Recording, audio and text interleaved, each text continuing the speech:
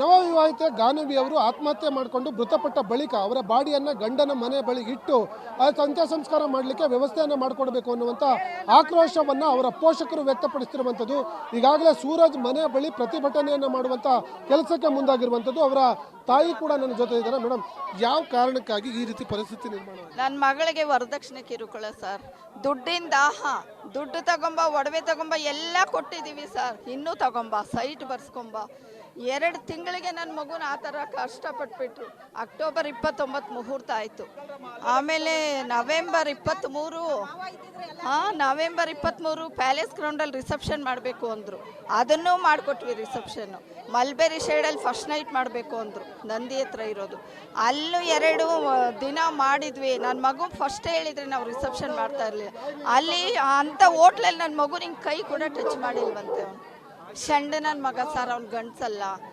ಈಗ ಮದುವೆ ಆಗಿ ಕೇವಲ 45 ಈ ಒಂದು ಘಟನೆ ಆಗಿರೋದ್ರಿಂದ ಬೇರೆ ವರದಕ್ಷಿಣೆ ಕಿರುಕುಳನ ಅಥವಾ ಬೇರೆ ರೀಸನ್ ಏನಾದ್ರು? ಕಿರುಕುಳ ಸರ್. ದುಡ್ಡು ತಗೊಂಬ, ನನ್ನ ಮಗನ ಅವತ್ತೇ ಬಿಡೋದು ನಾನು. ದುಡ್ಡು ತಗೊಂಬ, ರಿಸೆಪ್ಷನ್ ಆದಮೇಲೆ ಕಾರ್ ತಗೊಂಬ, ಸೈಟ್ ತಗೊಂಬ, ದುಡ್ಡು ತಗೊಂಬ. ನನ್ನ ಸೊಸೆ, ದೊಡ್ಡ ಸೊಸೆ 1.5 ಲಕ್ಷ ಆಗ್ತಾ ಇದ್ದಾರೆ. ನನ್ನ ದೊಡ್ಡ ಸೊಸೆಗೆ 1.5 ಲಕ್ಷ ಆಗ್ತಾ ಇದ್ದಾರೆ. ಅವರು 7 ಸೆಟ್ ಒಡವೆ ತಂದಿದ್ದಾಳೆ. ನೀನು ತಗೊಂಬ, ಎಲ್ಲ ಕೊಟ್ಟಿದ್ದೀನಿ ಸರ್, ಇನ್ನೂ ತಗೊಂಬ. ಗಾನವಿ ಮತ್ತೆ ಸೂರಜ್ ಇಬ್ರು ಕೂಡ ಶ್ರೀಲಂಕಾಕ್ಕೆ ಹನುಮೂನ್ ಹೋದ ಬಳಿಕ ಅರ್ಧದಲ್ಲೇ ಮೊಟಕುಗೊಳಿಸಿ ಬಂದಿದ್ದು ಯಾಕೆ? ಅಲ್ಲೇನಾದ್ರು ಗಲಾಟೆ ಆಗಿತ್ತು? ಗಲಾಟೆ ಇಲ್ಲ ಸರ್. ನನ್ನ ಮಗು ಹೇಳ್ತಲ್ಲ, ಗಲಾಟೆ ಇಲ್ಲ.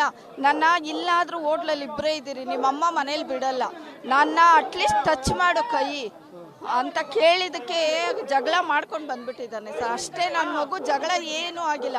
ನಮ್ಮ ಅಣ್ಣ ರಕ್ಷಣಾ ವೇದಿಕೆ ದಾಖರು ದೇವರಾಜ್ ಅಂತ ಸರ್. ನಮ್ಮ ಅಣ್ಣ ಇದ್ದಿದ್ರೆ ಮೊನ್ನೆ ತೀರ್ಕೊಂಡ್ರು.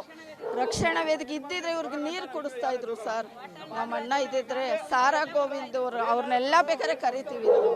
ನಮ್ಮ ಅಣ್ಣ ಮೊನ್ನೆ ತೀರ್ಕೊಂಡ್ರು, ದಾಖರು ದೇವರಾಜ್ ಅಂತ ಕೇಳಿ ಎಲ್ಲರಿಗೂ ಗೊತ್ತಾ. ಅವ್ರ ಸಿಸ್ಟರ್ ಸರ್ ನಾನು. ನನ್ನ ಮಗುಗೆ ನ್ಯಾಯ ಆಗಿದೆ, ನ್ಯಾಯ ಕೊಡಲೇಬೇಕು. ಅನ್ಯಾಯ ಆಗ್ಬಿಟ್ಟಿದೆ ನನ್ನ ಮಗುಗೆ. ಯಾರಿಗಾದ್ರೂ ಹಂಗಿದ್ದಿದ್ರೆ ಅನ್ಯಾಯ ಆಗಿದ್ರೆ. ಘಟನೆ ಆದ ಬಳಿಕ ಸೂರಜ್ ಆಗಲಿ ಅವ್ರು ಯಾರು ಕೂಡ ನಿಮ್ಮನ್ನು ಸಂಪರ್ಕ ಮಾಡೋದಾಗ್ಲಿ ಅದೇನು ಮಾಡಿ? ಇಲ್ಲ ಸರ್.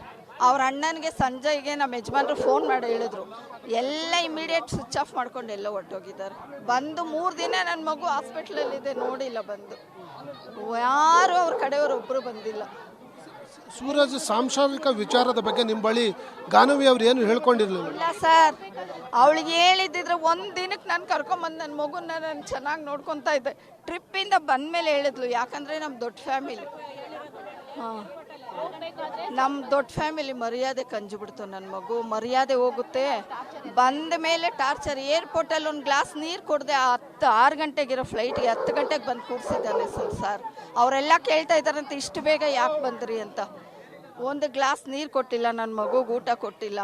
ರಾತ್ರಿ ಸುಸ್ತಾಗಿ ಮನೆಗೆ ಬಂದುಬಿಟ್ಟಿದ್ದಾಳೆ. ಸೋಮವಾರ ನಾನು ಬಂದು ಕರ್ಕೊಂಬಂದೆ. ನನ್ನ ಮಗು ಅಷ್ಟೆಲ್ಲ ಅನ್ಭೋಗಿಸಿ ಮಾನ ಮರ್ಯಾದೆ ಹೋಗುತ್ತೆ ಅಂತ ನನ್ನ ಕಣ್ ತಪ್ಪಿಸಿ ಸೂಸೈಡ್ ಮಾಡ್ಕೊಂಬಿಡ್ಲಿ. ಕಾಲು ಹಿಡ್ಕೊಂಡ್ಲು ಸರ್ ಸೂರಜ್. ನನ್ನ ಚೆನ್ನಾಗಿ ಅಟ್ಲೀಸ್ಟ್ ನನ್ನ ಹತ್ರ ಮಾತಾಡ್ಕೊಂಡು ಚೆನ್ನಾಗಿರು. ಅವ್ರ ಅಮ್ಮನ ಮಾತು ಸರ್ ಗೆರೆ ಪಕ್ಕದಲ್ಲಿ ಕುತ್ಕೊತಾ ಇರಲಿಲ್ವಂತೆ. ನಾನು ಪಕ್ಕದಲ್ಲಿ ಕುತ್ಕೊತಾ ಇರಲಿಲ್ಲ ಮಮ್ಮಿ. ಅವ್ರ ಮಮ್ಮಿಗೆ ಇನ್ನಷ್ಟು ಕೊಟ್ಟಿದ್ರೆ ಎಲ್ಲ ಆಮೇಲೆ ಬಿಡ್ತಾಯಿದ್ರು ಏನೋ, ನನ್ನ ಹತ್ರ ಗೊತ್ತಿಲ್ಲ. ದಾಹ ಸರ್. ಏನು ಹೇಳಿ, ನಾನು ಏನಾದರೂ ಡಿಮ್ಯಾಂಡ್ ಇದೆಯಾಕ ನಿಂಗೆ ಇಷ್ಟೇ ವರದಕ್ಷಿಣೆ ಬೇಕು ಅಂತ ಅಂದರೆ ಸ್ಟಾರ್ಟಿಂಗ್ ಮದುವೆಗೆ ಮುಂಚೆ ನಂದೇನು ಇಲ್ಲಮ್ಮ, ನಿನ್ನ ಮಗುನ ಕೊಡು ಅಂತ ಅಂದ್ಲು ಸರ್. ಮೇಡಮ್, ಈ ಸೂರಜ್ ಏನಿದ್ದಾನೆ ಆತ ಒಂದಷ್ಟು ಮೆಡಿಕಲ್ ರಿಪೋರ್ಟ್ಗಳನ್ನು ಕೂಡ ಮುಂದಿಟ್ಕೊಂಡಿದ್ದಾನೆ ಅಂತ ಯಾಕೆ? ಏನು ಅದೇ ನನ್ನ ಮಗಳು ಅವ್ನು ಗಂಡ್ಸಾಗಿದ್ರೆ ಸೇಡ್ತಾ ಇದ್ನೇನೋ ಮಮ್ಮಿ, ಗಂಡ್ಸಲ್ಲ ಅನ್ಸುತ್ತೆ ಅಂತ ಅಂದ್ಲು. ಆಮೇಲೆ ಅವರು ಡಾಕ್ಟ್ರ್ ಇದ್ದಾರೆ, ಅದು ಮೆಡಿಕಲ್ ರಿಪೋರ್ಟು ರಾಂಗ್ ಸರ್. ಅವರು ಡಾಕ್ಟ್ರ್ ರಿಲೇಟಿವ್, ಅವಳ ಹತ್ರ ಸರ್ಟಿಫಿಕೇಟ್ ಮಾಡ್ಕೊಂಬಂದಿದ್ದಾರೆ ಅವರು.